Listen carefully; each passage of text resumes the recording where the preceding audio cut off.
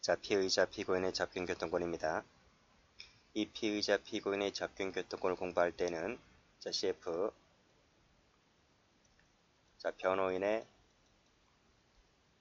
접견교통권과 비교해서 공부를 하셔야만 됩니다.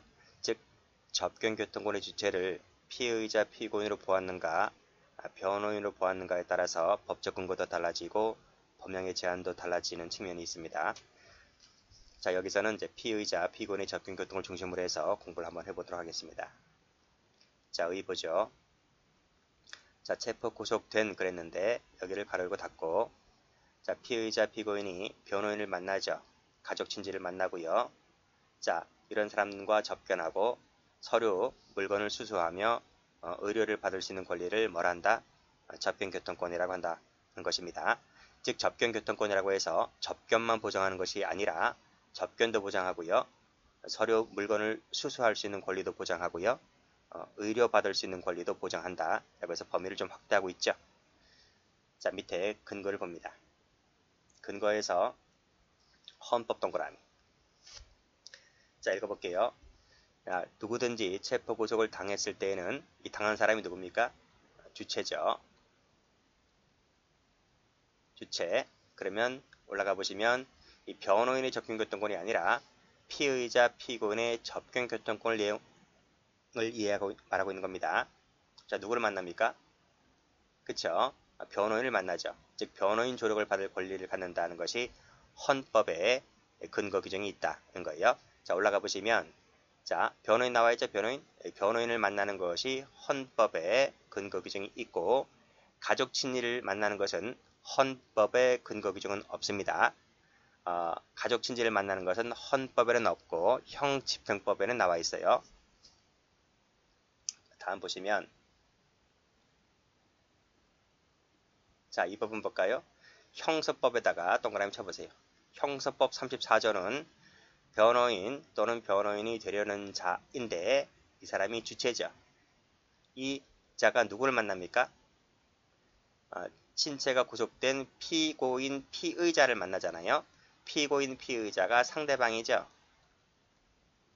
상대방을 접견하고 그리고 수수하고 진료하게 할 수 있다는 내용입니다.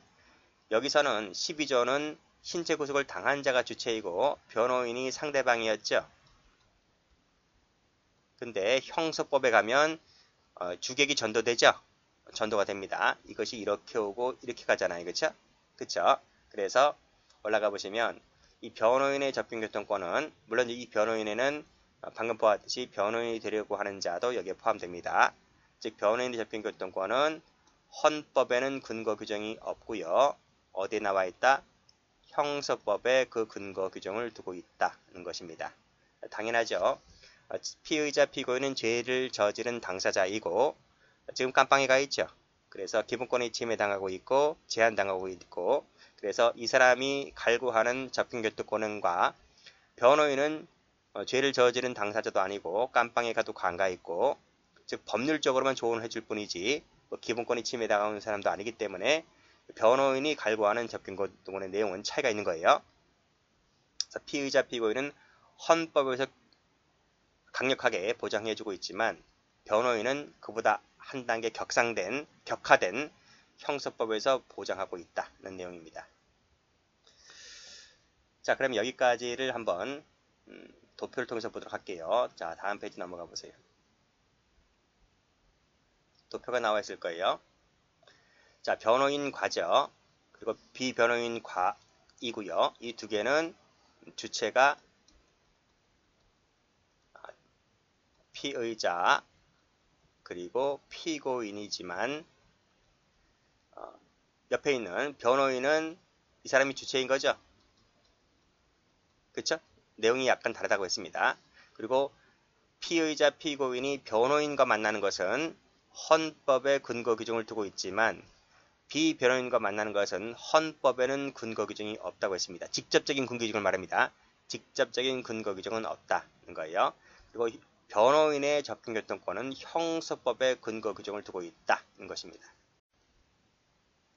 성질을 봅니다. 동그라미 1번은 피의자, 피고인의 접근교통권이고요. 다음 페이지 가보면 동그라미 2번이 나오는데 동그라미 2번은 변호인의 접근교통권입니다. 그래서 접근교통권의 주체를 누구로 볼 것인가에 따라서 성질 자체가 달라집니다. 자, 먼저 1번. 자, 앞에서 본 대로 피고인 피의자의 접근교통권은 헌법에 규정이 되어 있다 했습니다. 그래서 헌법 12조 4항을 보게 되면 변호인의 조력을 받을 권리를 갖는다 라고 하고 있는데 이 변호인 조력을 받을 권리가 헌법에 규정되어 있잖아요. 그래서 이것은 헌법상 권리입니다. 헌법상 권리이기 때문에 밑에 절대적 보장되죠. 절대적 보장이란 말은 수사기관, 법원의 결정은 물론이고 법령에 따른 제한도 허용되고 있지 않다는 것을 의미합니다. 최근 판례는요. 이 변호인의 조력을 받을 권리 속에는 밑에 변호인이 되려는 자죠. 되려는 자의 접근권도 12조 사항에 포함되고 있다고 보고 있습니다. 그래서 이 역시 마찬가지로 헌법상 보장된 권리다 이렇게 해석하고 있다는 것을 알아두셔야 돼요. 그 판례가 밑에 나와 있습니다. 별표 쳐보시고. 자, 보죠.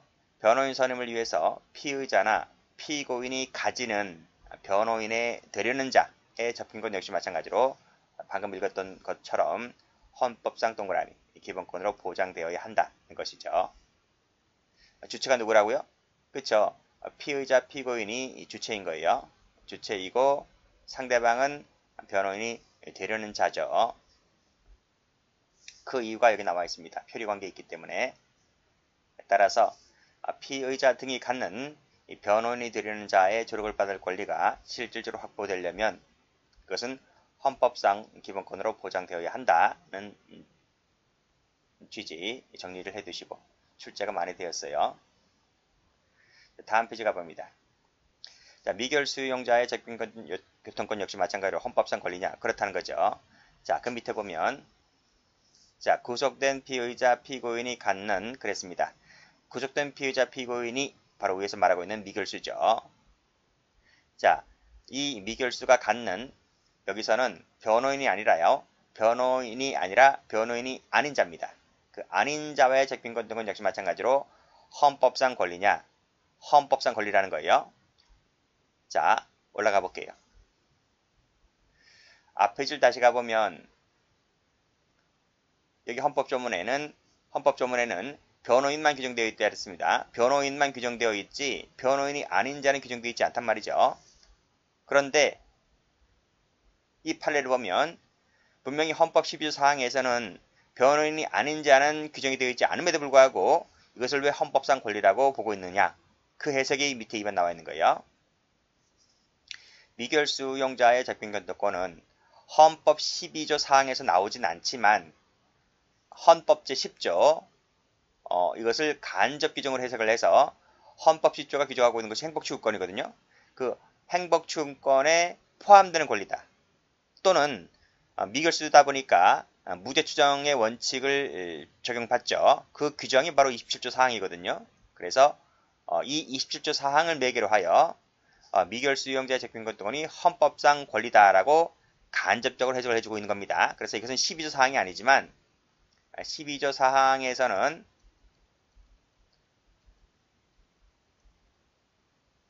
규정이 되어 있지 않지만 그것을 직접적 규정으로 하고 있지 않지만 헌법 제10조라든지 헌법 제27조 사항을 통해서 간접적으로도 이 미결수가 갖고 있는 접근권은 헌법상 권리다라고 이렇게 해석을 해주고 있다. 이렇게 보시면 되겠습니다. 그 내용이 다음 페이지 도표를 가보면 여기 나와 있는 거예요. 그래서 변호인과의 접근권은 헌법에 보장되어 있지만 직접적인 규정으로 보장되어 있지만 비변호인과의 접근권은 헌법 제12조 사항은 아니지만 그렇죠? 이 X란 말이 그 얘기입니다. 헌법 제12조 사항은 아니지만 가로 열고 뭐로 볼 수 있다? 헌법 10조, 헌법 27조, 27조 사항 이렇게 필기를 해두세요. 이렇게 필기를 해두시면 돼요. 자, 이것을 간접적인 규정으로 해석을 하여 둘 다 뭐로 본다? 헌법상 기본권이다. 헌법상 기본권이다. 이렇게 해석을 하고 있다. 이렇게 정리를 해두시면 됩니다. 자, 그리고 12조 사항에서는 헌법상 기본권인데 이것은 절대적 기본권이기 때문에 일체의 제한이 허용되지 않습니다. 그렇지만 비변호인과의 접근권은 헌법 제12조항은 직접적인 규정이 아니죠. 그래서 법령이든 법원 수사기관의 제한에 따라서 이것은 제한이 가능합니다. 다음 시간에 배웁니다.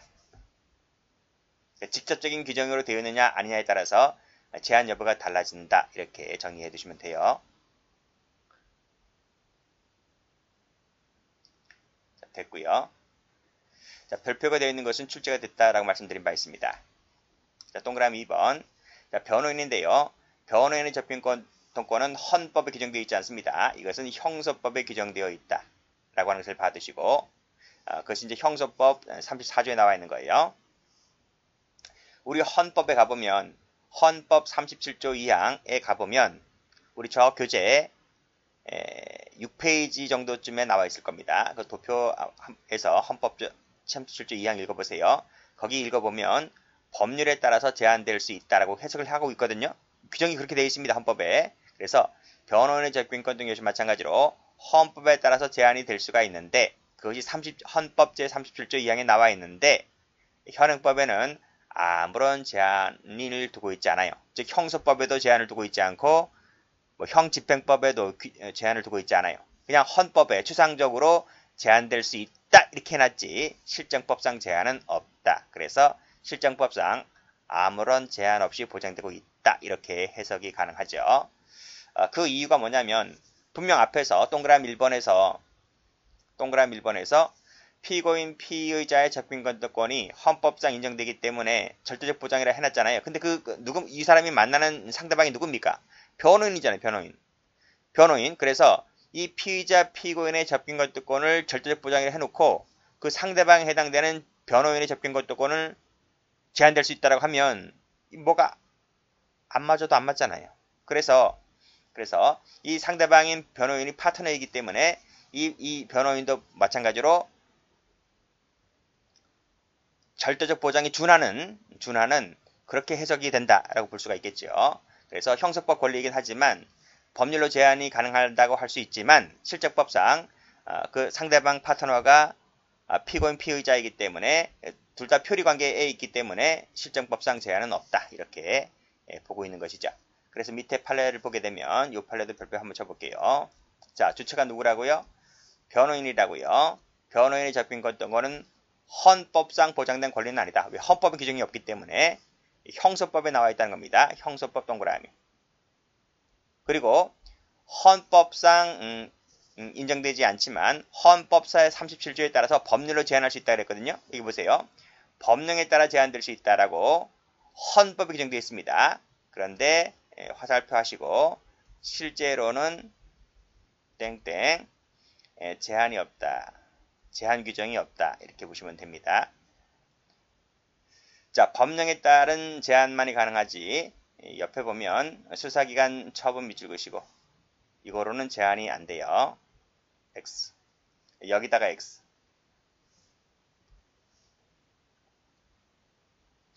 하면 됩니다. 자, 그 도표를 다시 한번 가볼게요. 밑에 가보면 자, 변호인 나와 있죠? 형소법에 규정되어 있다 했습니다. 성질은 헌법상 기본권에 준해서 적용받는 거예요. 왜? 상대방이 피고인 피의자이기 때문에 상호 표리 관계에 있기 때문에 약간 격상시켜버리는 거죠. 그리고 헌법에 가보면 37조에 가보면 법령에 따라 제한을 둘 수 있다 했지만 땡땡 실제로는 아니다 이런 말이고 그리고 법령에 따른 제한이 되지만 법원이나 수사기관에 따른 제한은 안 돼요. 그런 차이점도 봐두시면 됩니다. 그리고 이 세 가지 변호인과의 접근결정권, 비변호인, 변호인 이것은 침해 구제 방법으로서는 보통항고, 준항고, 그리고 이제 행정소송 등에 따라서 구제받을 수도 있습니다.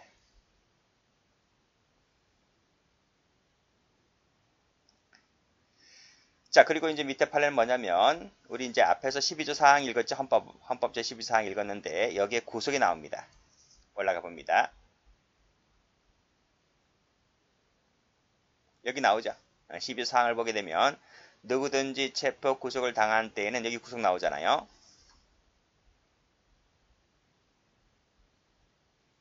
자, 이 구속은 사법 동그라미, 행정 동그라미, 그래서 행정 절차에서도 이루어진 구속까지 포함하는 개념이기 때문에 변호인 조력을 받을 권리는 이 행정 절차에서 구속을 당한 사람에게도 변호인 조력을 받을 권리가 보장된다는 그 내용입니다.